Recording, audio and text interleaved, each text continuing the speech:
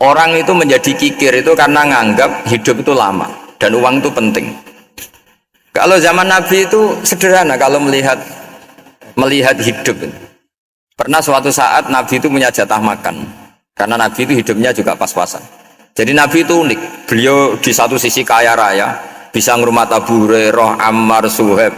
Ashabu Sufa itu dirawat Nabi semua. Itu kan kaya, bisa ngerawat sekian orang. Tapi di sisi yang lain untuk pribadinya beliau miskin. Kadang nggak bisa makan hari itu. Tapi di saat yang sama bisa merawat ahlus suffah. Jadi keliru kalau orang hanya cerita Nabi itu miskin, untuk makan dirinya aja susah. Itu keliru. Kelirunya kalau tidak diteruskan, tapi Nabi mampu menghidupi ahlus suffah. Sikan cerita jatah makannya Nabi itu dikasihkan orang ketika Nabi tanya, ya Aisyah, makanan jatah saya di mana? Oh ya Rasulullah, tadi ada orang minta tak kasihkan, maka makanan itu habis. Apa kata Nabi? Kamu salah Aisyah. Yang kamu kasihkan itu justru yang masih. Ya, yang kamu kasihkan itu justru yang masih. Sehingga Nabi menganggap, makanya Nabi terus ngendikan.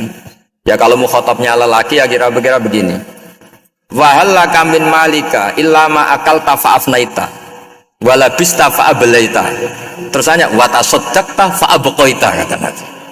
Harta kamu ya kamu makan kemudian ke WC jadi kotoran, atau punya pakaian mewah nanti rusak, wa tasaddaqta fa abqaita. Ada yang kamu sedekahkan yaitu yang abadi sampai akhir.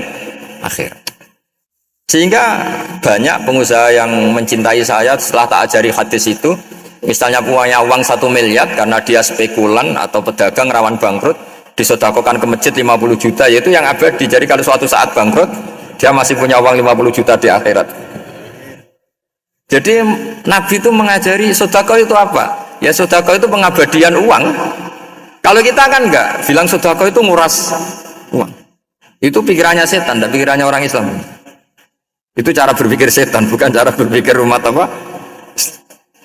Sehingga Sayyid Ali Zainal Abidin itu kalau ada orang minta, kemudian beliau ngasih, itu beliau bilang gini, marhaban biman hamala zadi ilal akhirah. Matur nuwun nggih jenengan sembeto sangu kula nada. Jadi dianggap teller saja. Orang yang minta uang beliau itu dianggap tukang nyatet bank ini. Karena sudah ditabungkan, ya sudah. Kalau kita kan enggak, wah pengemis tuh ganggu gini-gini. Kecuali pengemis profesi ya mungkin kita agak-agak enak. Pada zaman akhir itu ada pengemis apa? Profesi. Jadi repot teman.